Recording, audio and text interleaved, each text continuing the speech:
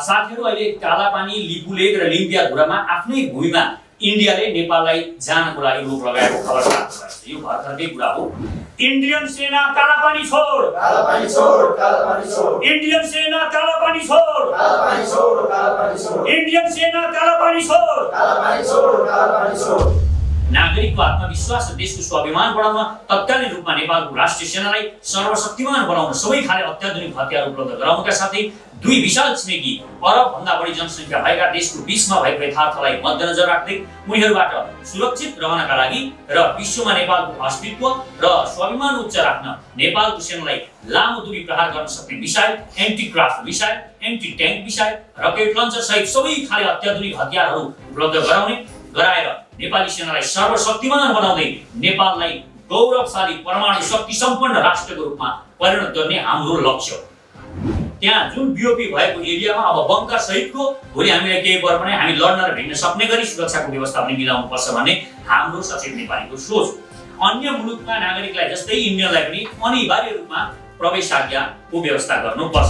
नेपालीले अनिवार्य रूपमा 3 वर्ष सैनिक तालिम लिनुपर्छ। यो सैनिक तालिम भनेको चाहिँ शारीरिक सुगठन स्वास्थ्यको लागि पनि भयो, कोहीसँग लड्न होइन। भोलि हामीलाई अगर पर्यो भने हामी त्यो पनि गर्न सक्छौँ। यो देशलाई विदेशी षड्यन्त्र थाहा पाउनको लागि, नेपाली जनताले कर खाएर विदेशी दलाल गर्नेहरू देशहरूलाई चिन्नको लागि जासुसी संयन्त्र यो देशमा अति नै शक्तिशाली हुन हामीले आवश्यक ठानेका छौँ।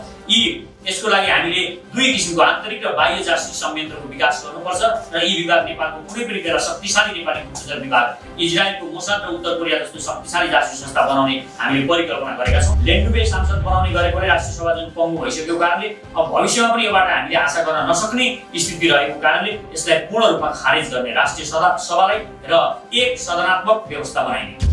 हाम्रा नेता कर्मचारी यहाँका बौद्धिकले यो देश सती नै सरापको देश हो, यहाँ केही राम्रो हुन सक्दैन भन्ने विचारले हामीलाई निकम्मा बनाएको छ। अर्थात् हामी त्यस्तो थट प्रोसेसले, त्यस्तो स्कुलिङबाट हामी चलिरहेका छौँ कि हामी आफैलाई विश्वास गर्दैनौँ र कोही युवाले साँच्चै नै केही गर्छु भनेर आयो, नयाँ विचार लिएर आयो भने हामी उसैलाई उडाउन थाल्छौँ। काङ्ग्रेसमा रहनुभएका कम्युनिस्ट र राजावादी भनेर जो बसिरहनुभएका युवाहरू, यो देशको बर्बादीको साक्षी तपाईँहरू नबन्नुहोस्। आफ्नै हातले देश बनाउन सचेत नेपालीमा जोडिनुहोस्। हामी मिलेर यो देशलाई फेरि महान बनाउन सक्छौँ। हामी सबैको युवा शक्तिसँग जुन ऊर्जा छ, जुन क्षमता छ तपाईँहरूसँग, यसलाई एकीकृत गरेर यो देशलाई एउटा महाशक्ति र विश्वको एक महान राष्ट्र हामी बनाउन सक्छौँ। यो मैले विश्वास गरेको। एक क्रूर हत्यारा जसले आफ्नै श्रीमतीको क्रूर हत्या गरेर जङ्गलमा फ्याँकेका थिए, जसलाई फाँसीको सजायभन्दा तलको कुनै पनि सजाय कम हुन्छ, त्यस्ता क्रूर मानिसलाई न्यायालयले उन्मुक्ति दिएको छ र यस्ता फैसला गर्ने सर्वोच्चका न्यायाधीशले राजीनामा दिएर जनतामा अदालतको विश्वास कायम राख्नुस् भन्ने हामी हार्दिक अपिल गर्दछौँ। यो सचेत नेपाली न्यायालयमा हुने सबै किसिमका भ्रष्टाचारहरूको पनि घोर विरोध र निन्दा गर्दछ। इन्डियन सेना कालापानी छोड, कालापानी छोड, कालापानी छोड। नेपाली सेना जिन्दाबाद, जिन्दाबाद, जिन्दाबाद। नेपाली सेना जिन्दाबाद, जिन्दाबाद, जिन्दाबाद। अस्ति हामीले एउटा अवधारणा प्रस्ताव पेश गरेका थियौँ। त्यो अवधारणा प्रस्तावको बारेमा अलिकता नयाँ विचारहरू पनि आएका छन् र त्यो विचारहरूलाई समेट्दै अलिकति परिष्कृत विचारधारा हामीले अहिले बनाउने प्रयास गरेका छौँ। यो पनि अवधारणाको प्रस्ताव मात्र हो। फेरि साथीहरू, अहिले कालापानी, लिपुलेक र लिम्पियाधुरामा आफ्नै भूमिमा इन्डियाले नेपाललाई जानको लागि रोक लगाएको खबर प्राप्त भएको छ। यो भर्खरकै कुरा हो र हामीले यसको घोर भर्त्सना गर्छौँ र सबै साथीहरूले एकचोटि म नारा लगाउनको लागि पनि अनुरोध गर्छु। म इन्डियन सेना कालापानी छोड भन्छु। हामी सबैले एकचोटि कालापानी छोड भनौँ, किनभने यो अहिले भर्खरै यो हिजोदेखि यो समाचार आइरहेको कारणले हामीले यसमा गम्भीर हुन पनि पर्छ। इन्डियन सेना कालापानी छोड, कालापानी छोड, कालापानी छोड। इन्डियन सेना कालापानी छोड, कालापानी छोड, कालापानी छोड। इन्डियन सेना कालापानी छोड, कालापानी छोड, कालापानी छोड। यसका साथै सरकारले बाढी पीडितका समस्यामा कुनै गम्भीर कदम चालेको छैन। यो तीव्र गतिमा उद्धारका कार्यक्रम ल्याएर बाढी पीडितलाई राहत पुर्याउनु पर्ने अवस्था हो, यो सकेको छैन। हामी यो सरकारको यो कुराको पनि निन्दा र घोर भर्त्सना गर्छौँ। सरकारले आफ्नै जनता चेपाङको घरमा आगो लगाउने सम्मको दुष्कर्म गरेको छ। यसको पनि हामी घोर भर्त्सना गर्दै सम्पूर्ण घरविहीन विपन्न नेपाली जनतालाई घरको व्यवस्था गर्दै रोजगारी र शिक्षाको ग्यारेन्टी गरोस् भन्ने पनि हाम्रो माग रहेको छ। एक क्रूर हत्यारा जसले आफ्नै श्रीमतीको क्रूर हत्या गरेर जङ्गलमा फ्याँकेका थिए, जसलाई फाँसीको सजायभन्दा तलको कुनै पनि सजाय कम हुन्छ त्यस्ता क्रूर मानिसलाई न्यायालयले उन्मुक्ति दिएको छ।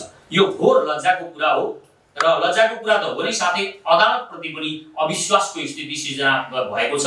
यो कारणले र यस्ता फैसला गर्ने सर्वोच्चका न्यायाधीशले राजीनामा दिएर जनतामा अदालतको विश्वास कायम राख्नुस् भन्ने हामी हार्दिक अपिल गर्दछौँ। यो सचेत नेपाली न्यायालयमा हुने सबै किसिमका भ्रष्टाचारहरूको पनि घोर विरोध र निन्दा गर्दछ।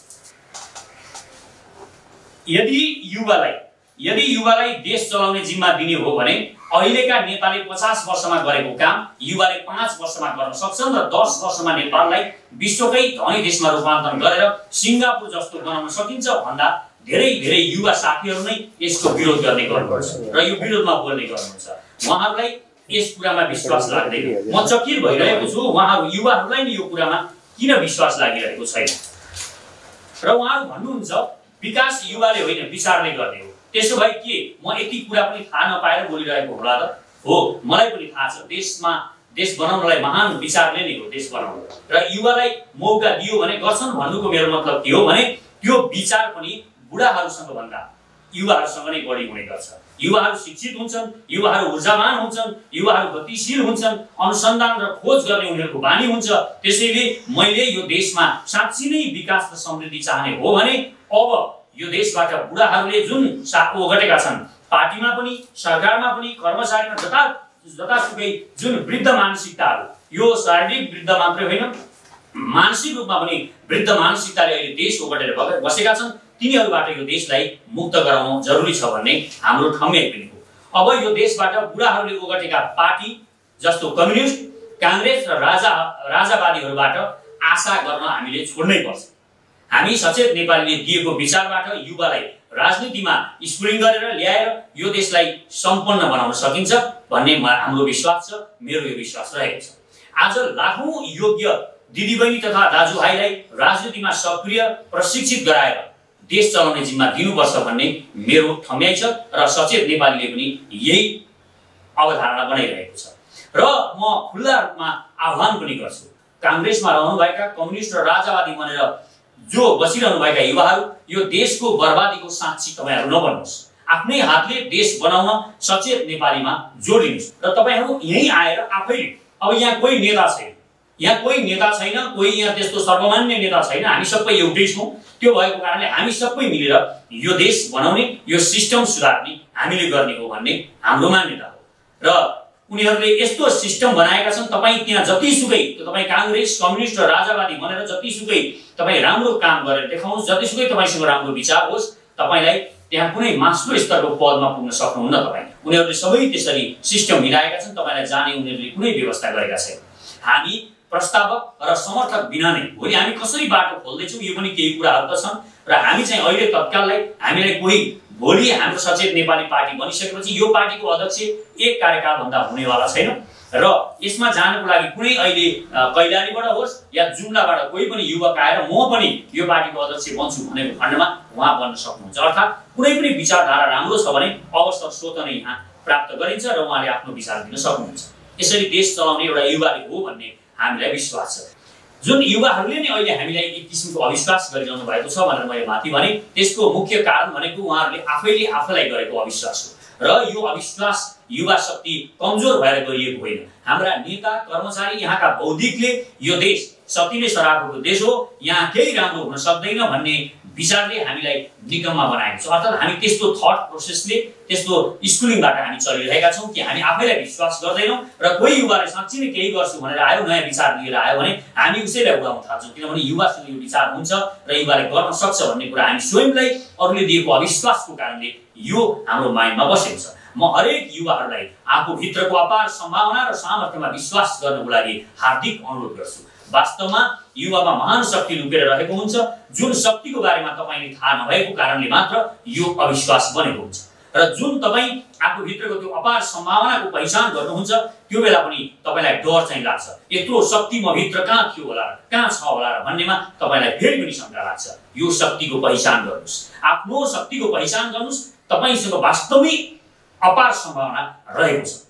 हामी मिलेर यो देशलाई फेरि महान बनाउन सक्छौँ। हामी सबैको युवा शक्तिसँग जुन ऊर्जा छ, जुन क्षमता छ तपाईहरुसँग यसलाई एकीकृत गरेर यो देशलाई एउटा महाशक्ति र विश्वको एक महान राष्ट्र हामी बनाउन सक्छौं।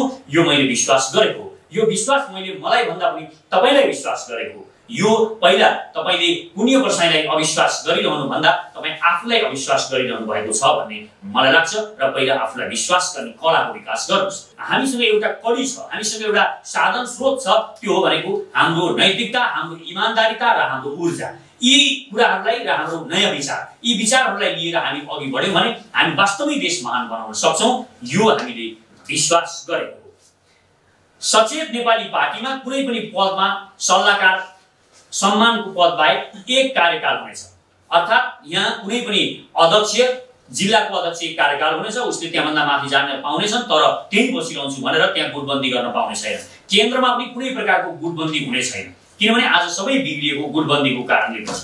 कुनै यो पार्टीहरू बिग्रिएको, पार्टीहरू टुट्ने र फुट्ने भएको यो मुख्य कारण भनेको गुटबन्दी छ। कुनै पनि एक पदमा रहेको व्यक्ति दोस्रो कार्यकालका लागि सोही पदमा रहने छैन, उसले अर्को पदमा उम्मेदवारी दिन सक्नेछ। जस्तो पहिलो पटक पुण्य प्रसाद प्रसाई अध्यक्ष बनेमा दोस्रो पटक पुण्य प्रसाईले अध्यक्ष पदका लागि उम्मेदवारी दिन सक्ने छैन। नयाँलाई मौका दिनुपर्नेछ। अहिले पदमा टाँसिएर जिन्दगीभरि एउटै विचारधारा र एउटै अध्यक्ष रहने परिपाटीले सबै पार्टीहरू पुरानो कुवाको पानी जस्तो सडिसकेका छन्। यसलाई पनि हामी चक्रीय प्रणाली अनुसार 4 कार्यकाल एउटै जातिबाट पनि नदौडिने गरी व्यवस्था गर्दैछौँ।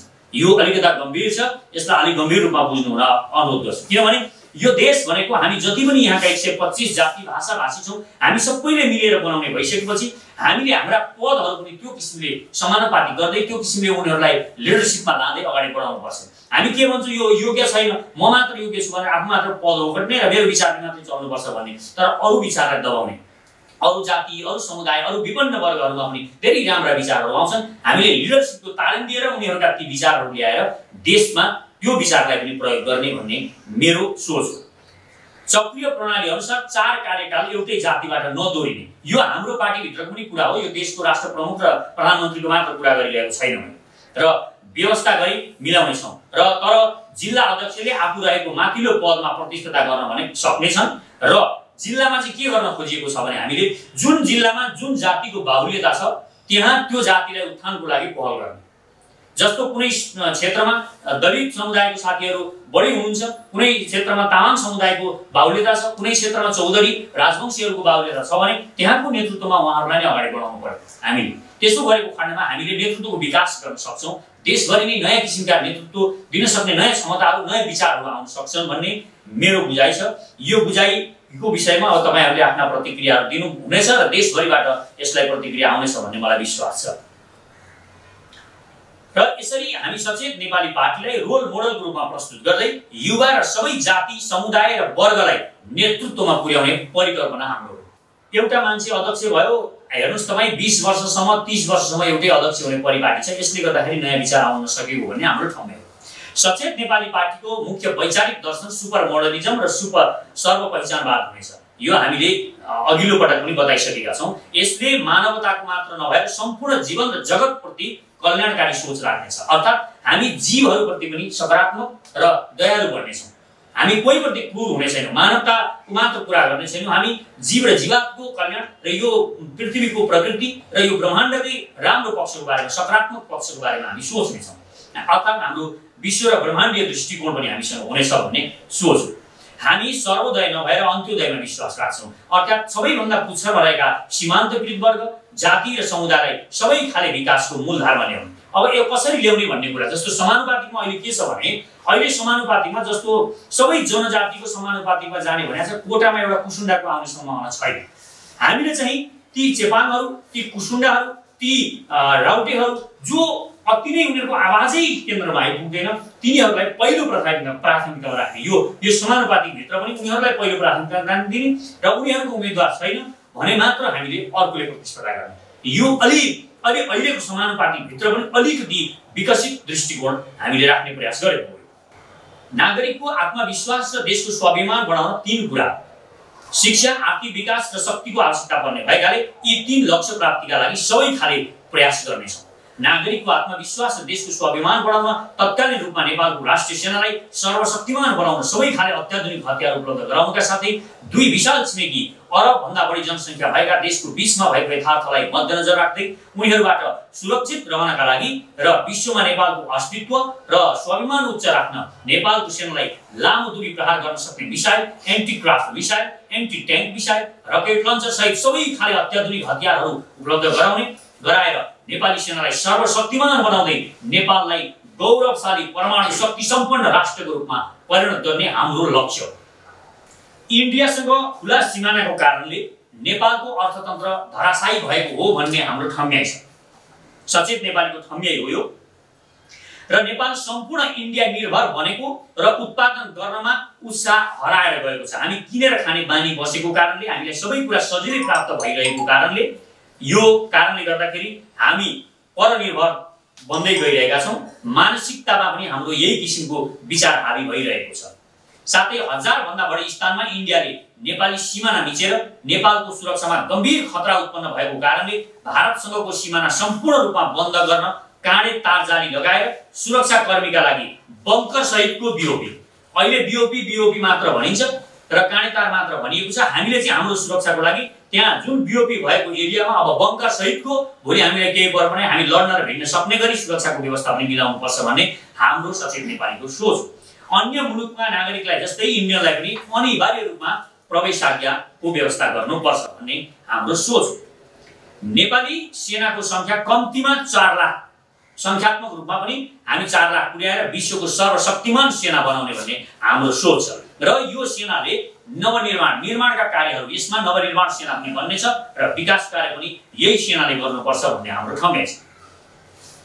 र एउटा कुरा फेरि यो सैनिक शासनको कुनै तयारी पो हो कि भन्ने पनि धेरै साथीहरूलाई लाग्न सक्छ र हाम्रो नीतिमा एउटा कुरा म स्पष्ट गरिदिन चाहन्छु। हामीले के भनेका छौँ भने युद्धको समयमा सेना अगाडि, शान्तिको समयमा सेना पछाडि, यो हाम्रो नीति हो। फेरि हामीले कहीँ बोल्दाखेरि यो पनि ध्यान दिनुपर्ने हुन्छ। युद्धको समयमा सेना अगाडि जाने, विकास कार्यको गर्नुपर्ने बेलामा पनि सेनालाई अगाडि ल्याउने, तर शान्तिकालमा हामी सेनालाई शान्त र विकास कार्यमा लगाउने, यो हाम्रो रणनीति। हामीमा नैतिकता र आचरणको अभाव भएको र देशका नेता कर्मचारी पनि अनैतिक हुनु, भ्रष्टाचार, बेइज्जतीको प्रमुख कारण भएकाले नेपालीले अनिवार्य रूपमा 3 वर्ष सैनिक तालिम लिनुपर्ने। यो सैनिक तालिम भनेको चाहिँ शारीरिक सुगठन स्वास्थ्यको लागि पनि भयो, कोहीसँग लड्न होइन। भोलि हामीलाई अगर पर्यो भने हामी त्यो पनि गर्न सक्छौँ। र त्यहाँ हामी के दिन्छौँ त्यो 3 वर्षको सैनिक तालिममा भने हामी नैतिकता, अनुशासन र आचरणको तालिम पनि दिन्छौँ। यहाँ मुख्य त्यो हुन्छ राष्ट्रियता, नैतिकता, अनुशासन र आचरण। अहिले हाम्रा सोचहरू बढालिएका छन्।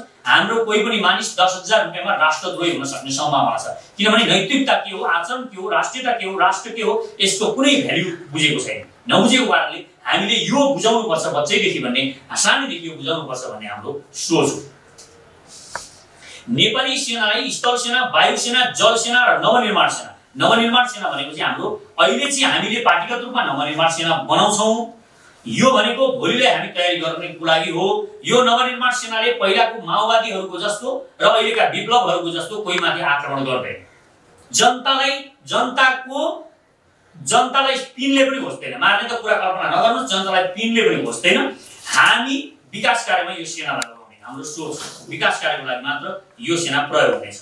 विदेशी दलाल, भ्रष्ट र ठेकेदारको कारणले कुनै पनि आयोजना, परियोजनाहरू यो देशमा समयमा पुरा नहुनु एउटा हाम्रो अभिशाप जस्तो भएको छ यो देशमा।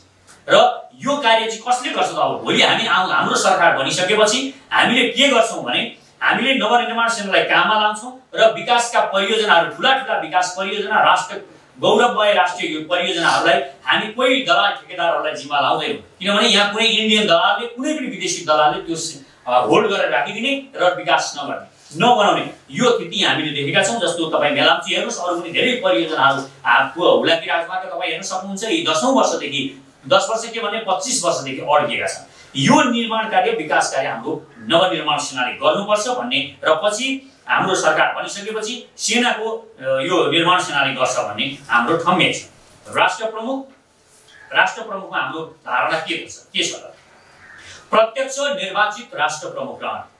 संसारमा कुनै पनि जात धर्म वर्ग समुदायमा कोही पछि परेका छन् भने त्यो जाति वर्ग समुदायमा नारीहरू पछि परेको कारणले हामीले यसलाई पनि नारी र पुरुषको लागि पालै पिलोको सिस्टम आलो पालोको सिस्टम गरेका छौं र संसारका कुनै पनि राज्यले महिलाहरूलाई पुरुषले समानताको आधारमा व्यवहार नगरेको कारणले अमेरिका जस्तो लोकतन्त्रको दुहाई दिने देशमा समेत आजसम्म कोही महिला राष्ट्रपति बन्न नसकेको हामीले देखिरहेको कारणले यसलाई ख्यालमा राख्दै महिलामा आत्मविश्वास भर्न र विकास समृद्धिका लागि अति आवश्यक पनि भएको कारणले साथै राष्ट्र प्रमुख पद गरिमामय र सम्मानित हुने भएकाले यो पदप्रति हरेक नेपाली नागरिकमा सम्मानको भाव उत्पन्न हुन आवश्यक छ। प्रत्यक्ष निर्वाचित राष्ट्र प्रमुख र त्यसलाई पनि त्यो व्यवस्था पनि हामीले चक्रीय प्रणाली अनुसार एकपटक यो अलि ध्यान अब यो फेरि कसैले जातिवादी दृष्टिकोण भन्न सक्छन् तर हामी धेरै जाति छौं भनेपछि हामीले सबै जातिलाई समेटेर बढ्न सक्ने साहस पनि गर्नुपर्छ।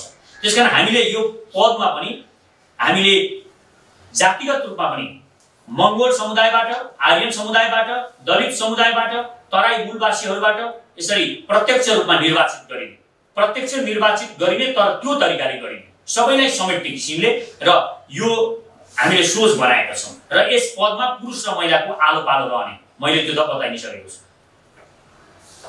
राष्ट्रपति चाहिँ प्रधानमन्त्री पद पनि चक्रीय प्रणालीको आधारमा पुरुष र महिला आलो पालो गरी जाने र जातिगत आधारमा पनि 4 कार्यकालसम्म नदोहोरिने व्यवस्था। यहाँ चाहिँ हामीले 4 कार्यकाल नदोहोरिने भनेका छौं। यसरी नै माथिको जसरी 4 माथिको चाहिँ हामीले सेरेमोनियल पद जस्तो एउटा प्रत्यक्ष निर्वाचित सेरेमोनियल त भन्न मिल्दैन तैपनि यो पदमा चाहिँ हामीले सबै जातिलाई 10 कार्यकालको अवधारणा ल्याएका छौं। किनभने मंगोल भित्र पनि एउटा लिम्बू जाति किराँत जाति यता मगर गुरुङको हुनुहुन्छ भने यता क्षेत्री बाहुन उतापटि थारू राजवंशी यो सबैलाई पनि अलिकति भए पनि समेटियोस् भन्ने हाम्रो अलिकति ठूलो परिकल्पना गरेका छौं भने प्रधानमन्त्रीमा चाहिँ हामीले 4 कार्यकालको परिकल्पना गरेका छौं। किनभने त्यहाँ अलिकता लिडरशिपको विकास पनि गर्नुपर्छ नीति पनि हुनुपर्छ र त्यसमा 4 कार्यकाल नदोहोरिने व्यवस्था र राष्ट्रपति प्रधानमन्त्री 2 कार्यकाल भनिएको छ। 2 कार्यकाल भन्दा बढी 1 कार्यकाल मात्र हुने हुन्छ। हाम्रो चाहिँ 2 कार्यकाल विश्वमा चलिरहेको छ तर हाम्रोमा एक जातिको एक नदोहोरिने भएपछि हाम्रोमा एक पटक 1 कार्यकाल भन्दा कोही पनि प्रधानमन्त्री पनि हुन सक्दैन। कोही मानिसले 5 वर्षमा देखाउन सक्दैन आफ्नो क्षमता भने त्यसले 50 वर्षमा पनि के देखाउन सक्दैन। त्यसकारण त्यही नीतिमा अर्को मानिस आउनुभयो भने हामीले विकास भनेको जसरी गर्न सकिन्छ भन्ने हाम्रो ठम्ब्याइ र यस्ता योग्य मानिसहरूलाई लिडर हाम्रो सोच पनि के भएको कारणले यो परिकल्पना हामीले किन पनि गरेको हो भने मानिसहरूलाई जातिगत दृष्टिकोण अलि बढी भयो कि भन्ला तर पनि यो किन राखेको हामीले भने हामी लिडरशिपको विकास गर्ने पनि भनिरहेका छौं। लिडरशिप भनेको र हरेक कुरा भनेको अभ्यास हो। किनभने अभ्यासले त अभ्यास गरेपछि जस्तो अहिले हामी साइकल कुदाउन जान्दैन कोही भने उसले साइकल कुदाउने बेलामा के हुन्छ अहिले पाइडलमा खुट्टा राख्यो ह्यान्डल समाउन जानिदैन उ लड्छ र बिस्तारै बिस्तारै कुदाउन सिकिन्छ। कुदाउन सिक्दा सिक्दै स्टन्ट गर्न सिकिन्छ। स्टन्ट गर्न सिक्दा सिक्दै भोलि के हुन्छ पहाडका टुप्पामा पनि साइकल लिएर जान सकिन्छ। ती स्टन्ट गर्नेहरूले गरिरहेका हुन्छ भनेपछि हामीले यो पनि अभ्यासद्वारा आउने लिडरशिप पनि। तपाईले जिम्मेवारी दिँदै गएपछि तपाईले तालिम गराउँदै गएपछि अभ्यासले बनाउँदै जाने हो। विचारमा त्यो म पनि भोलि लिडरशिप गर्छु प्रधानमन्त्री म बन्छु यो देशको भन्ने भावना एउटा गाउँको कुनै सन्तानको छोरोलाई लाग्यो भने कुनै राजवंशीको छोरोलाई लाग्यो कुनै तामाङको छोरोलाई लाग्यो म यो देशको प्रधानमन्त्री बन्छु एक दिन भने लाग्यो भने उहाँले विचारधारा पनि त्यसरी निर्माण गर्न थाल्नुहुन्छ। उहाँ विचार त्यसरी सोच्न थाल्नुहुन्छ र उहाँमा नयाँ नयाँ विचारहरू आउँछन् र नयाँ नयाँ विचारहरू आइसकेपछि उहाँले एक दिन नेतृत्व गर्न सक्नुहुन्छ नयाँ विचार सहित गर्न सक्नुहुन्छ भन्ने हाम्रो विश्वास हो। यो विश्वासको कारणले हामीले यो परिपाटीलाई हामीले अगाडि लान खोजेका हाम्रो यो जातिगत विभाजन यो गर्ने सोच होइन। यो कुरामा विश्वास राख्नु हामी अनुरोध गर्छौं सबैमा। र निर्वाचन आयोग बाहेक सबै संवैधानिक निकाय राष्ट्रपतिको मातहतमा राखिनेछ। र निर्वाचन चाहिँ किन भन्ने होला किन भन्नु होला फेरि निर्वाचन चाहिँ किनभने हामीले चेक एन्ड ब्यालेन्स राख्नुपर्छ। अब प्रत्यक्ष निर्वाचित राष्ट्रपति हुने भएपछि उहाँलाई नै निर्वाचन आयोग चाहिँ उहाँको मातहतमा राख्नु हुँदैन। हामीले चेक एन्ड ब्यालेन्समा ध्यान दिएन भने भोलि हामीलाई यहाँ कुनै पनि किसिमको नराम्रो स्थिति देशमा सिर्जना हुन सक्छ। त्यो कारणले निर्वाचन आयोग बाहेक अरु मात्र भन्ने। अस्ति चाहिँ हामीले सबै आयोग भनेका थियौं। अहिले चाहिँ हामीले यो ध्यान दिएर हामीले हेर्दाखेरि किन बुझ्यौं भने अब प्रत्यक्ष निर्वाचित राष्ट्रपति बनेको छ अनि निर्वाचन आयोग पनि त्यही राखिदिएपछि भोलि त्यहाँ तालमेल मिलेर केही गडबडी हुन सक्ला कि भन्ने हाम्रो सोच। न्यायालय र न्यायाधीशको भ्रष्टाचार रोक्न राष्ट्रिय विशेष अदालतको गठन गरिनेछ। यो हामीले पहिला पनि बताइसकेका छौं।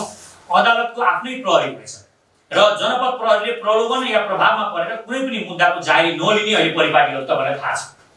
कति ठाउँमा तपाईँ अप्ठ्यारो परिराख्नु भएको छ भने कुनै माथिको सोर्स फोर्स लाग्यो भने जागिर नै नलिने अवस्था छ। त्यसकारण अदालतकै प्रहरी राखिदिएपछि त्यो अनिवार्य गरिने र हामीले पर्यटन प्रहरी र हामीले एयरपोर्टमा बेग्लै प्रहरीको परिकल्पना गरेका छौँ। यो किसिमले यो अहिलेको जनपदलाई र कुनै पनि सुरक्षा निकायलाई त्यहाँ नलाने उनीहरूको बेग्लै प्रहरीको व्यवस्था गरियोस् भन्ने हाम्रो माग पनि छ। राष्ट्रिय सभा हामी खारेज गर्ने भनेर भनेका छौँ।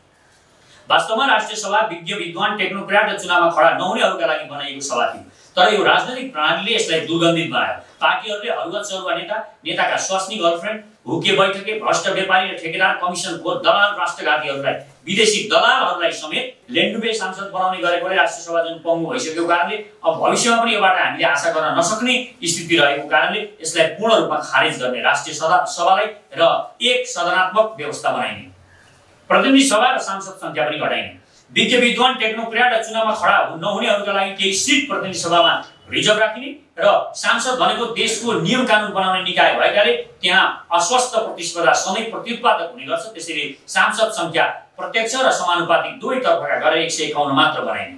वर्तमान अवस्थाको सांसद संख्या घटाएर 275 लाई 151 सांसद संख्या बनाइने भन्ने हाम्रो सोच रहेको छ र यही अनुपातमा प्रदेश सभामा पनि यही अनुपात गरिनेछ।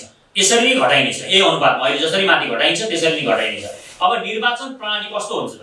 वर्तमान निर्वाचन प्रणाली नागरिकको लागि बोझ बनिरहेको कुरालाई मध्यनजर राख्दै निर्वाचन प्रणाली कम खर्चिलो बनाउनका लागि राष्ट्र प्रमुख, संघीय सांसद, स्थानीय निर्वाचन एकै साथ गरिनेछ। निर्वाचित स्थानीय जनप्रतिनिधिबाट मुख्यमन्त्री, अब यहाँले ध्यान दिनु होला, निर्वाचित स्थानीय जनप्रतिनिधिबाट मुख्यमन्त्री र प्रदेश सांसदको निर्वाचन गरिनेछ। अहिले प्रत्यक्ष छ, त्यो हामी गर्दैनौँ। हामी चाहिँ यसलाई निर्वाचित स्थानीय प्रतिनिधिहरूबाट उनीहरूलाई चुन्ने व्यवस्था गर्नेछौँ। मुख्यमन्त्रीले आफ्नो स्वविवेकमा तजविजमा प्रदेश सांसदबाट मन्त्री विस्तार गर्न सक्नेछन्। भनेको मतलब प्रदेशको सांसद चाहिँ मन्त्री बन्न सक्ने भयो, तर केन्द्रको चाहिँ सांसद मन्त्री बन्न नसक्ने भयो। यो किन हो भन्ने कुरा पनि हामी पछि घोषणापत्रमा स्पष्ट रूपमा बुझाउनेछौँ। यो पनि खास कारण छ। कार्यकारी प्रमुख प्रधानमन्त्री रहने, प्रधानमन्त्रीको नियुक्ति प्रत्यक्ष निर्वाचित जनप्रतिनिधिद्वारा गरिनेछ। यो भनिसकिएको छ। मन्त्री परिषदको गठन निर्वाचित सांसद बाहिरबाट प्रधानमन्त्रीले विज्ञ विद्वान टेक्नोक्र्याट र अन्य क्षेत्रबाट आफ्नो तजविजले चयन गर्न सक्नेछ। सांसदले मन्त्री बन्न पाउने छैन। यसरी सांसद मन्त्री बन्न नपाउने भएपछि सांसद बन्नका लागि निर्वाचनमा 10औं करोड खर्चिने परिपाटीको अन्त्य हुनेछ। यसरी निर्वाचनमा महँगो नहुनका साथै सबै किसिमका विकृति विसङ्गति निर्मूल हुनेछ भन्ने हाम्रो ठम्याइ छ।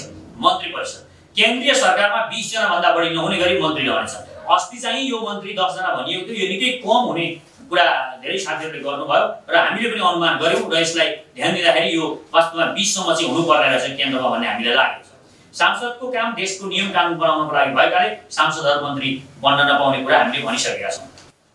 प्रदेशको प्रत्यक्ष निर्वाचन नगरेर राष्ट्रिय सभाको हैसियतमा विकास गर्ने, यो राष्ट्रिय सभा जुन हामीले खारेज गर्ने भनेका छौँ त्यसको काम चाहिँ अब यसले गर्नेछ। प्रतिनिधिलाई सिधा जनताले नभएर गाउँपालिका, नगरपालिका प्रमुख, उपप्रमुख, वडाध्यक्ष निर्वाचित हुने वडाध्यक्षबाट निर्वाचित हुने व्यवस्था मिलाइनेछ। सांसदलाई संघीय सरकारको मन्त्री बनाउन सकिने छैन। प्रदेशमा 5 जना नहुने गरी मन्त्री परिषद गठन गरिन्छ। यसो एउटा जासुसी संयन्त्र हामीले यहाँ अस्ति पनि यसको बारेमा भनेका छौँ। यो देशलाई विदेशी षड्यन्त्र थाहा पाउनको लागि, नेपाली जनताले कर खाएर विदेशी दलाल गर्नेहरू देशविरुद्धलाई चिन्नको लागि जासुसी संयन्त्र यो देशमा अति नै शक्तिशाली हुन हामीले आवश्यक ठानेका छौँ। यसको लागि हामीले दुई किसिमको आन्तरिक र बाह्य जासुसी संयन्त्रको विकास गर्नुपर्छ र यी विभाग नेपालको कुनै पनि बेला शक्तिशाली नेपाली गुप्तचर विभाग, इजरायलको मोसाद र उत्तर कोरिया जस्तो शक्तिशाली जासुसी संस्था बनाउने हामीले परिकल्पना गरेका छौँ। आन्तरिक गुप्तचर विभागमा प्रधानमन्त्रीको मातहतमा रहनेछ भने अन्तर्राष्ट्रिय बाह्य गुप्तचर विभाग राष्ट्रपतिको मातहतमा रहने गरी यो बनाउने भनिएको छ।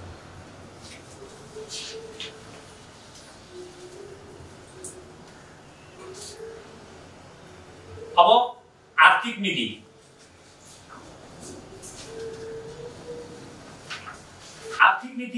आर्थिक नीति 4 खम्बे आर्थिक प्रणाली लागू गरिनेछ। राष्ट्रिय लगानी, सामुदायिक लगानी, व्यक्तिगत लगानी र अन्तर्राष्ट्रिय लगानी गरिनेछ। कर अहिले यो सरकारले लिने गरेको सम्पूर्ण कर जसरी लिने गरेको छ त्यसलाई हामी आधा घटाउनेछौँ र आधा कर घटाएर पनि हामी यो सरकारको भन्दा बढी कर हामी उठाउनेछौँ भन्ने हामीसँग नीति रहेको छ। त्यो नीतिको बारेमा हामी पछि घोषणापत्रमा स्पष्ट रूपमा बताउनेछौँ। राष्ट्रिय विशेष अदालत कायम रहेका अदालत तहलाई यथावत राख्दै राष्ट्रिय विशेष अदालत गठन गरिनेछ। यो अदालत राष्ट्र प्रमुखको मातहतमा रहनेछ। यस अदालतका न्यायाधीश राष्ट्र प्रमुखबाट नियुक्त गरिनेछ। अदालत न्याय दिने ठाउँ हो, तर नेपालमा अहिले अदालत समेत न्याय किनबेच हुने ठाउँमा परिणत भएको छ। न्यायाधीश नै न्याय किनबेच गर्ने व्यापारी बनेका छन्। भ्रष्ट दलालहरूलाई अदालतमा घुस खुवाएर अपराधबाट उन्मुक्ति दिन पाउने अहिले हामीले उदाहरण पनि देखिरहेका छौँ। र यो अदालतप्रति विश्वास कायम गर्न देशद्रोह र अपराधका मुद्दाहरूलाई यो विशेष अदालतले हेर्नेछ र भ्रष्टाचार, अदालतभित्रको भ्रष्टाचार जति पनि हुन्छ, जस्तो अहिले प्रधान न्यायाधीशलाई यो विशेष अदालत भएको भए प्रधान न्यायाधीशलाई पनि तानेर हामी यसलाई यो कारबाहीमा अगाडि बढाउन सक्ने थियौँ। जुन यो कोइरालाको मुद्दामा देखिएको छ, उन्मुक्ति पाएको मुद्दामा राजनीतिक उद्देश्य प्राप्तिका लागि गरिएका राजनीतिक वर्ग सङ्घर्षका मुद्दा, राजद्रोह, राष्ट्रद्रोह, आतंकवाद, जातिवाद, धार्मिक साम्प्रदायिक दंगा यस विशेष अदालतले हेर्नेछ। यो अहिलेको नियमित अदालतले हेर्ने छैन। अहिले कायम रहेका अदालतका न्यायाधीशलाई पनि हाम्रो कर्म निहालेर बसेको विशेष अदालत छ भन्ने भएपछि त्यहाँ भ्रष्टाचार स्वत रोकिनेछ भन्ने हाम्रो विश्वास छ। शिक्षा नीति, आजको शिक्षा प्रणाली यस्तो बनाइएको छ जसले कलम किताब समाउँछ, त्यही बेलादेखि भेदभाव सुरु हुन्छ। यसको मुख्य कारण पुस्तक कण्ठस्थ गर्नलाई मात्र शिक्षा मानेर सिप पेशा र व्यवसायलाई शिक्षाको मान्यता नदिनु हो। अहिले सरकारले नाम मात्रको निशुल्क भनेर जनता झुक्याउने काम गरिरहेको छ र प्राइभेट स्कुल मार्फत शिक्षा प्रदान गरेकाले यसलाई पूर्ण रूपमा निशुल्क गरिनेछ। 7 प्रदेशमा इन्जिनियरिङ कलेज, विश्व स्तरको लाइब्रेरी, बाल उद्यान खोलिनेछ। 3 वर्षमा यसलाई मूर्त रूप दिनेछ।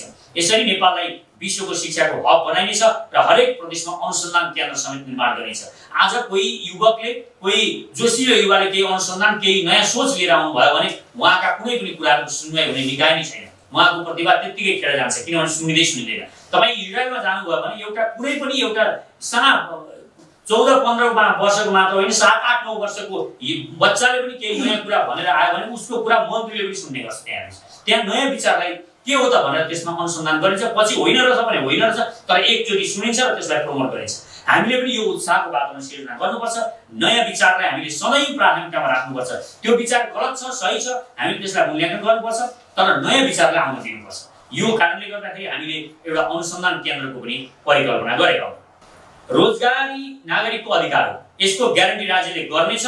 बेरोजगारको लागि सरकारले स्वरोजगार कार्यक्रम तय गर्दै बेरोजगारलाई भत्ता व्यवस्था गर्नेछ र यसरी बेरोजगार भत्ता लिनेहरूबाट राज्यले आवश्यकता अनुसार श्रमदान या कुनै पनि प्रकारको सरकारी काममा खटाउन सक्नेछ।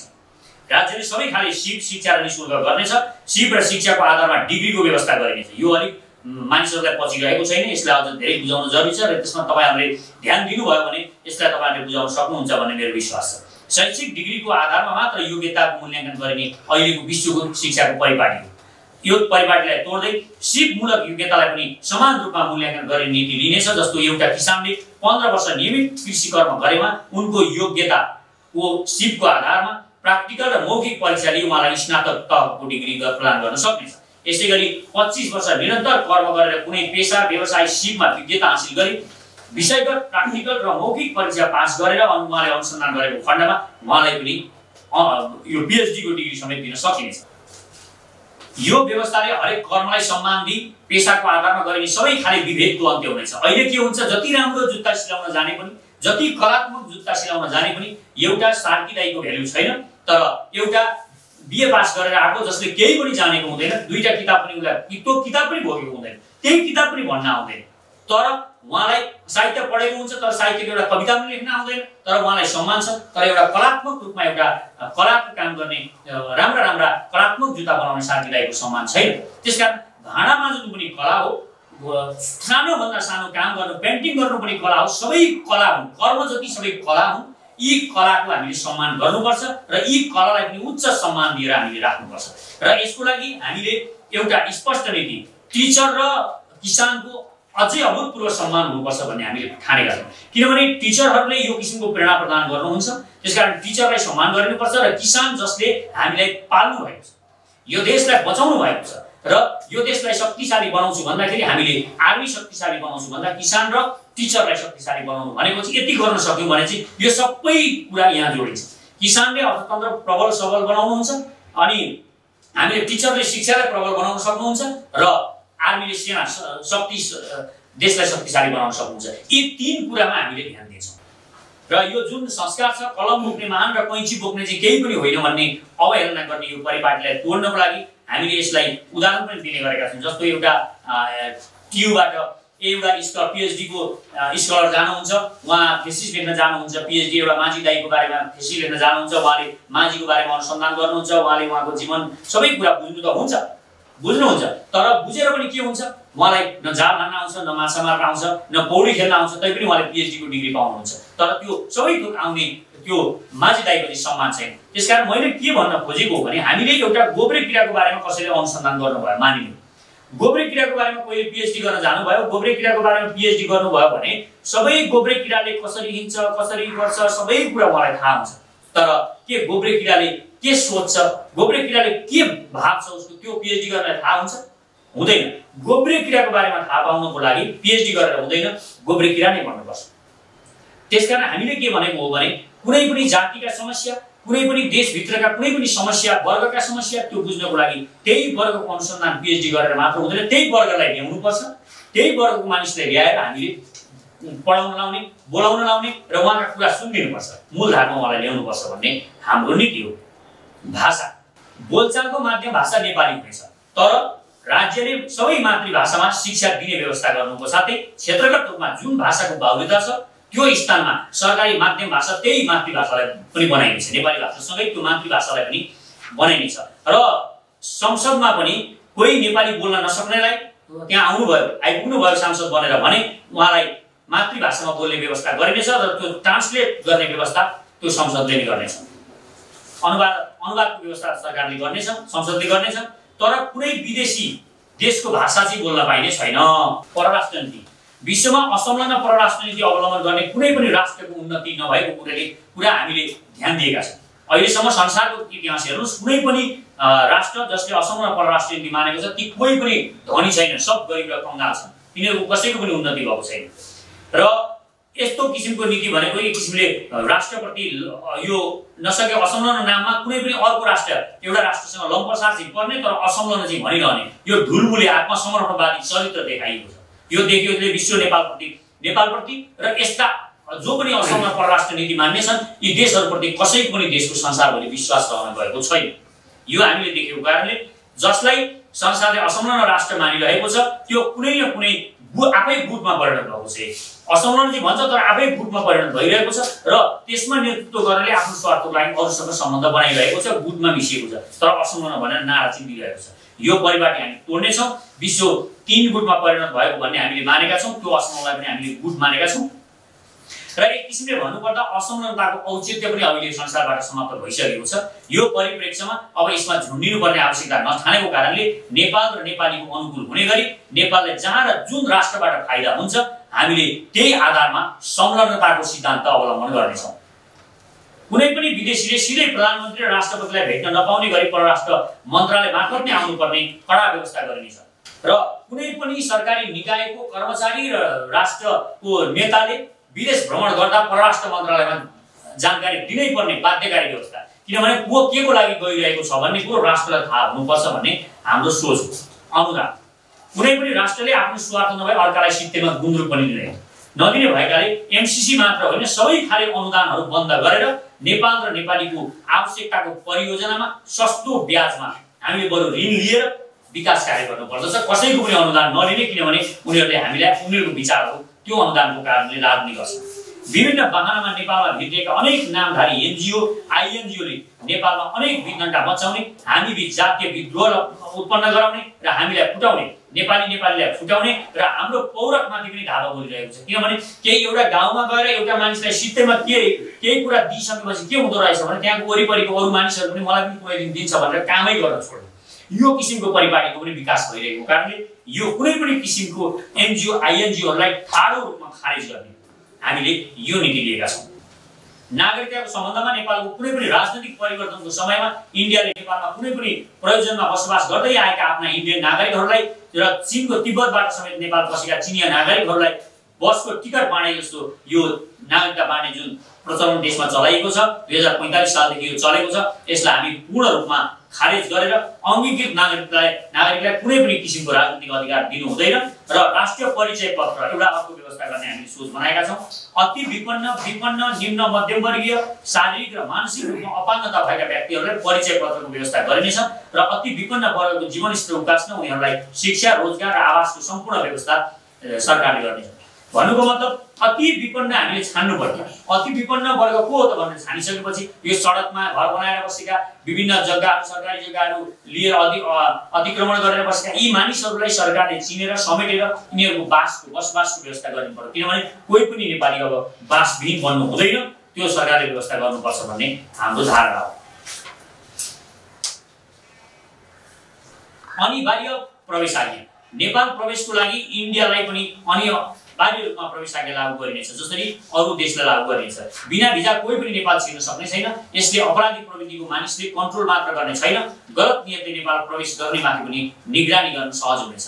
हरेक नेपालीको एउटै जात, यो हामीले भनेका छौँ, हामीले भर्सक्यौँ, पछि यो गर्दै जाने हो, यो बलात् रूपमा गरिने छैन। हामीले कसैले पनि आफ्नो जातको पछाडि आफ्नो आमा बुवाको नाम लेख्न सक्ने र त्यसलाई एकपटक लेखिसकेपछि उहाँलाई केही सुविधाहरू राज्यले पनि दिनेछ र जातिगत रूपमा यो जातिगत विभेद जुन बढेको छ हामीले शिक्षा र चेतनाको विकास गरेर यो हामीले रोक्ने त छौँ, तर अहिले तत्काललाई पनि यो माध्यम पनि हामीले अपनाउनेछौँ र कालान्तरमा गएर सबै नेपालीहरू आफ्ना आमा बुवाको नाम लेख्ने बानीको विकास गरिसकेपछि यो जातको अहमता जुन हामीमा रहेको छ, यो जातको हिंसा र अहमता जुन रहेको छ, यो पनि बिस्तारै हटाउन सकिन्छ भन्ने हाम्रो विश्वास रहेको छ। आरक्षण हामी सर्वोदय नभएर अन्त्योदयमा सिद्धान्तमा मान्ने भएको कारणले जो सबैभन्दा अन्त्यमा रहेको छ, अर्थात् हामीले सबैभन्दा पहिला ध्यान दिनुपर्छ कसलाई? कुसुन्डा, चेपाङ र राउटीहरूलाई दिनुपर्ने रहेछ र त्यहाँका पनि महिलाहरूलाई दिनुपर्ने रहेछ।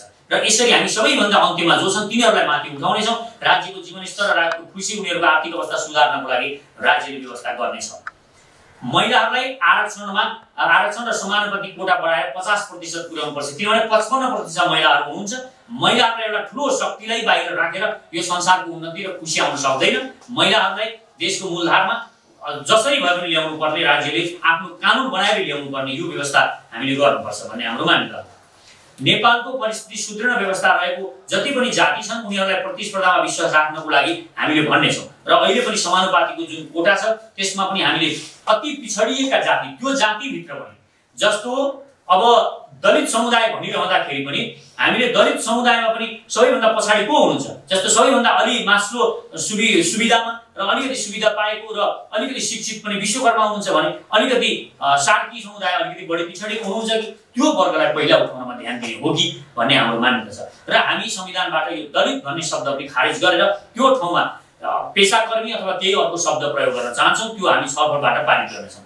नेपालको परिस्थिति र स्वास्थ्य र शिक्षा, स्वास्थ्य सातै प्रदेशमा सरकारले मेडिकल कलेज खोल्नेछ। स्वास्थ्य पूर्ण रूपमा निःशुल्क गरिनेछ। कुनै पनि नेपाली उपचारको अभावमा मर्न दिने छैन नेपालीलाई, चाहे धनी होस् या गरिब। सरकारले निःशुल्क रूपमा स्वास्थ्यको व्यवस्था गर्नेछ। देशभरि प्राथमिक उपचारको क्लिनिक खोलिनेछ जसले उपचार र सफाइको लागि जनचेतना जगाउने काम गर्नेछ। राज्य भनेको अभिभावक हो, जसरी एक अभिभावकले जति खर्च लागे पनि आफ्नो सन्तानको उपचार गर्छ त्यसै गरी राज्यले पनि जनताको उपचार गर्नुपर्छ, यो राज्यको दायित्व हो। र महिलाहरूको लागि हामीले जुन महिनावारी हुँदा आउने समस्या छन्, प्याडहरू र ती सबै कुराहरू सरकारले नै दिनुपर्छ भन्ने हाम्रो मान्यता छ। र आज त्यसको कारणले महिलाहरूलाई ठुलो एउटा महिनावारीलाई चाहिँ एउटा ठुलो समस्याको रूपमा ठानिएको छ। यो रूढिवादको कारणले गर्दा, अशिक्षाको कारणले गर्दाखेरि, त्यो नबुझेको कारणले गर्दाखेरि यसो भएको कारणले यसलाई सरकारले नै नीति बनाएर लिएर जानुपर्छ र यो सुविधा महिलाहरूलाई विशेष सुविधाको रूपमा दिनुपर्छ। उनीहरूलाई प्याड चाहिन्छ कि के चाहिन्छ, त्यो बेला उनीहरूलाई कमजोरी भएको हुन्छ भने अति विपन्नहरूलाई खानपानको व्यवस्था पनि गरियोस् भन्ने हाम्रो कुरा हो। खेलकुद सातै प्रदेशमा विश्व स्तरका रङ्गशाला निर्माण गरिनेछ। युवालाई खेलकुदमा सक्रिय गराएर मुलुकलाई स्वस्थ राष्ट्रको रूपमा परिणत गरिनेछ। खेलकुदले आत्मविश्वास पनि बढाउने र यो आत्मविश्वासले जीवनको कुनै क्षेत्रमा पनि प्रगति गर्नको लागि, व्यापार बिजनेस गर्नको लागि पनि काम गर्ने भएकोले खेलकुदले राज्य व्यवस्थाले खेलकुदलाई विशेष प्राथमिकतामा राख्नेछ। पर्यटन नेपालभरि महिलालाई यात्राको लागि निःशुल्क गरिनेछ। उनीहरूले घुमफिर गर्न पाउँछन्। यसले उनीहरूसँगै पुरुष पनि घुम्ने भएकोले एक किसिमले पर्यटनको विकास पनि हुन्छ भन्ने हाम्रो चेत हो।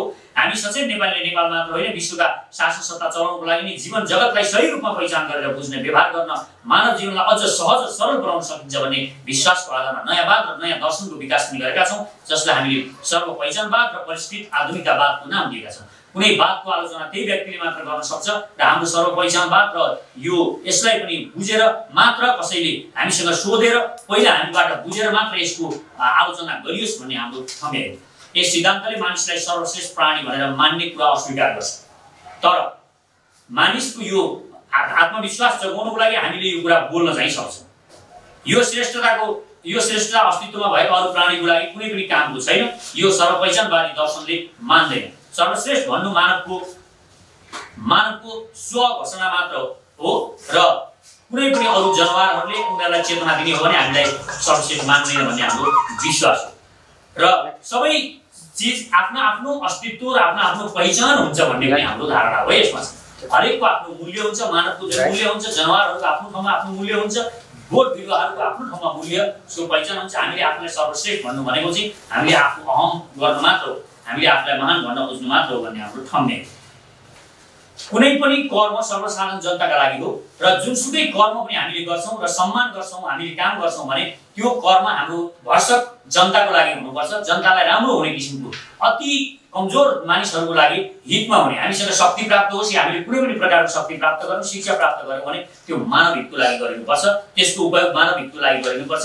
ज्ञान प्राप्त गरे भने किताब पढेर मात्र हुँदैन। तपाईँको मस्तिष्कको ज्ञानलाई तपाईँले जब इम्प्लिमेन्ट गर्नुहुन्छ, एउटा कल्याणमा इम्प्लिमेन्ट गर्नुहुन्छ भने मात्र त्यो ज्ञान हुन्छ। नभए देश बेच्नको लागि जस्तो बाबुराम भट्टराईका जस्ता ज्ञानहरू लिएर अनि यो देशलाई नै विदेशीसँग सुम्पने किसिमको यो देश नै विघटन गर्नुपर्छ भन्ने जस्ता तर्कहरू हामीले गर्यौँ भने त्यो अज्ञानता भयो। त्यसलाई ज्ञान मान्नु हुँदैन भन्ने, त्यो भ्रममा पर्नु हुँदैन भन्ने हाम्रो सोच हो। सुपर वर्णनको अवधारणा पर्नको लागि सृजना र कुनै पनि कर्महरू यथार्थ भूमिबाट माथि उठेर चरम कल्पना गरिएको हुनुपर्छ। अर्थात् जे छैन भने त्यसको पनि खोज हामीले गर्नुपर्छ। त्यो पनि हामीले भनेको अनुसन्धानमा हामीले विशेष ध्यान दिनुपर्छ। सर्वपहिचानवादी र सुपर मोडर्निजम, परिष्कृत आधुनिकतावादी हामीहरू सचेत नेपालीहरू। अब म अन्त्यतिर आइपुगेको छु।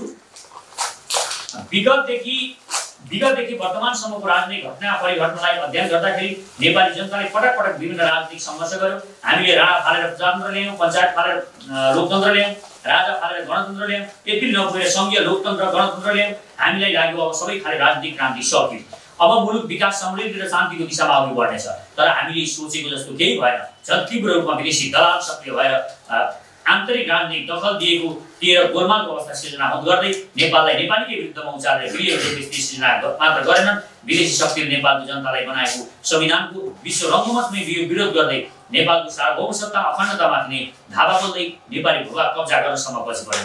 यी विविध समस्याको बावजुद हामीलाई लाग्यो बहुमतको सरकार नभएकाले यस्तो सिर्जना भएको हो। तर यसको मुख्य कारण अर्कै र गम्भीर थियो। कुरा बहुमतको नभएर नियतको थियो। यहाँका राजनैतिक शक्तिले विदेशीसँग लम्पसार परेर, यो अहिले मात्र होइन, विदेशीसँग लम्पसार पर्ने र लम्पसार परेर कहिले पनि यो देशको प्रगति हुँदैन। किनभने जङ्गबहादुरको पालादेखि हाम्रा नेताहरू लम्पट छन्, दक्षिणतिर लम्पट छन्। जङ्गबहादुरको पालादेखि अहिले केपी ओलीको पालासम्म पनि लम्पटगिरी गरिरहेका छन्। तर यो लम्पटगिरीले यो देश बन्नेवाला छैन। यो देश हामीले आफूले बनाउनुपर्छ।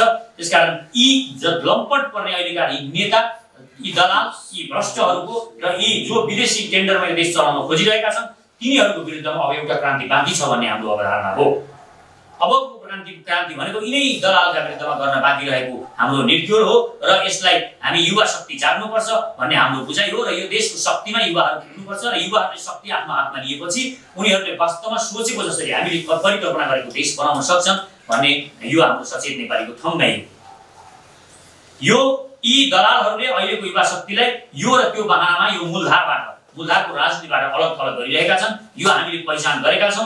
यो हामीले बुझिसकेपछि, यो चेतना भइसकेपछि म नेपालभरि र संसारभरिका युवाहरूलाई हामीसँग जोडिन र यो शक्तिमा हामीसँग युवा शक्ति क्रिएट गर्नको लागि आउनु हुन पनि हार्दिक अनुरोध गर्छु। यो देशका सुविधा भोगी वर्ग बाहेक कोही पनि जनता अहिले खुसी छैन। जनताको रगत पसिना चुसेर यो देशका नेता कर्मचारीहरू मोज उडाइरहेका छन्। यिनीहरूको एउटै ध्यान मात्र देखिन्छ, देश कसरी लुट्ने। देशमा लुट्ने मात्र होइन, नागरिकता बेचेर विदेशीलाई नागरिकता बेचेर समय यिनीहरूले खाइरहेका छन् र भूमिपुत्रहरूको अधिकारहरू तिनै अङ्गीकृतबाट खोसिरहेका छन्। र हामी हेरौँ यिनीहरूको राजनीति भनेको अहिले केवल मन्त्री, प्रधानमन्त्री र राजा बन्नको लागि, कुनै पद पाउनको लागि मात्र भइरहेको छ। यिनीहरूले आफूलाई केन्द्रमा राखेर सबै नीतिहरू बनाइरहेका छन्। त्यसैले यो देशको विकास र समृद्धि हामी अब युवाहरूले सक्रियता नदेखाइकन हुनेवाला छैन। आज हामी आफ्नै आँखाले नेपाल आमाको बलात्कार भएको ठुलो हेर्न अभिशप्त छौँ। हामी आफ्नो मातृभूमि मिचिएको, कब्जा भएको, विदेशी सेनाले भुट बजारेको रगतका आँसु पिउँदै हेर्न अभिशप्त छौँ। छातीमा औडा छ, छातीमा दुःख र पीडा छ। स्वदेशी चण्डाल र विदेशी दलालहरू मातृभूमि लुटिरहेका छन्, तर हामी केही गर्न सकिरहेका छैनौँ। हामी सङ्गठित नहुनुको परिणाम हो यो सब।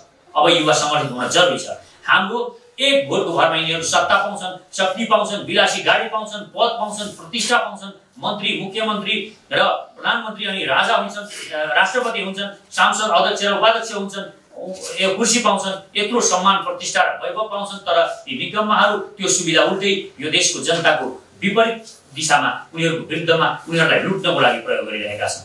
यो प्रेत आत्माहरूलाई सडकमा ल्याएर नाङ्गेझार पार्नको लागि हामीले युवाहरूलाई आह्वान गरेको। हामी यसरी कमजोर बन्नुको एउटै कारण हो हामी भित्रको डर। हामीले यो डर भगाउनु सबैभन्दा पहिलो आवश्यकता छ।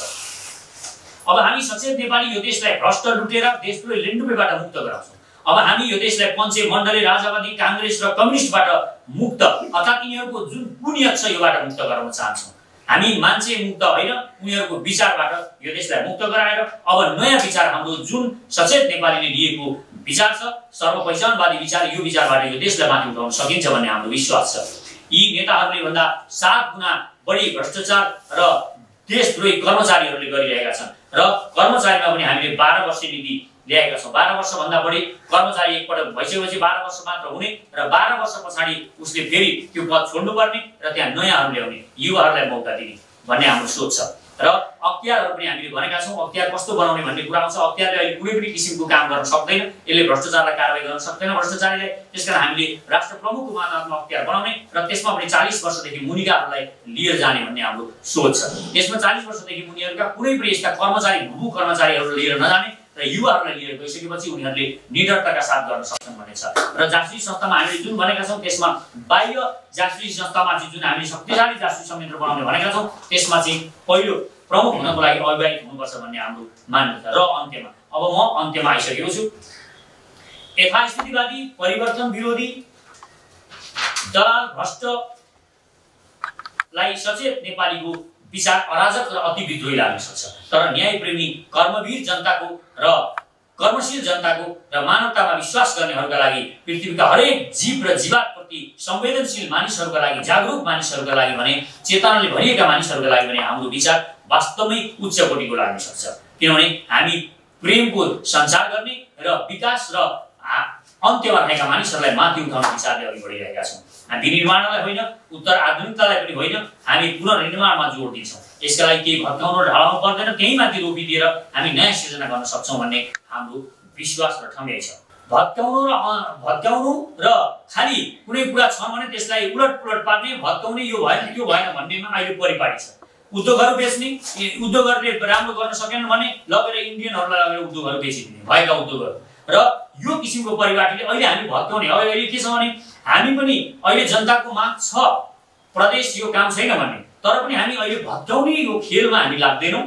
त्यही माथि अर्को पुनर्निर्माण गरेर त्यसैलाई कम गरेर कम खर्चिलो बनाएर हामी अगाडि बढेर यो देशमा परिवर्तन गर्न सक्छौँ भन्ने हाम्रो ठम्याइ छ। यति भन्दै म यो अवधारणाको कुनै प्रस्ताव मात्र हो। हामी फेरि अहिले विहगम छलफल अझै चलाउँछौँ, देशभरि चलाउँदै जान्छौँ र हामीले अहिले दिने विचार उच्च कोटिको विचार हुनुपर्छ र यो देशलाई, यो देशका 3 करोड मानिसहरूको भावना कोही पनि एउटा पनि जनताले, एउटा पनि नागरिकले यो चाहिँ मेरो चाहिँ मलाई चाहिँ मन परेन है यो चाहिँ भन्ने किसिमको हुनुहुँदैन। त्यो उहाँहरूको विचार पनि आएको हुनुपर्छ। किनभने मैले अगाडि भनिसकेको छु, गोब्रे किराको समस्या बुझ्नको लागि गोब्रे किरै हुनुपर्छ, गोब्रे किरैलाई उसको समस्या राख्न दिनुपर्छ। त्यसकारण कुनै पनि जातिको, कुनै पनि वर्गको, महिलाको अधिकारको बारेमा कुनै पुरुषले जति बोले पनि काम छैन। पुरुषले साडी लाएर अहिले बोल्ने चलन पनि छ। पुरुषले साडी लाएर महिलाको अधिकार बोल्न सक्दैन। त्यो भावना उनीहरूकै माध्यमबाट बोलिनुपर्छ। तेस्रो लिङ्गीको भावना कुनै पनि पुरुष र महिलाले 1000 पटक अनुसन्धान गरे पनि बोल्न सक्दैन। उहाँहरूलाई नि ल्याएर त्यो बोलाउनु पर्छ, उहाँहरूलाई नि त्यो मूलधारमा उहाँको समस्या सुनेर उहाँलाई नि त्यो समस्या समाधान गर्ने ठाउँमा राखिदिनुपर्छ। त्यसो गर्यो भने हामी वास्तवमै हामीले सोचेको जुन परिकल्पना गरेको यो देश छ हामी त्यो बनाउन सक्छौँ र वास्तवमै यो हाम्रो देश एक महान देश हो। यो वास्तवमा सबै कुराले सम्पन्न देश छ। हामीसँग सबै किसिमका साधु स्रोतहरू छन्। यी साधु स्रोतहरूलाई उत्खनन गरेर हामी युवाहरूले, यो देशका युवाहरूलाई प्रेरित गरेर हामीले एक किसिमले यो सोच बनाएर अगाडि बढ्यौँ भने मलाई लाग्छ एकपटक फेरि यो देश महान बन्नेछ भन्ने मलाई विश्वास छ। धन्यवाद।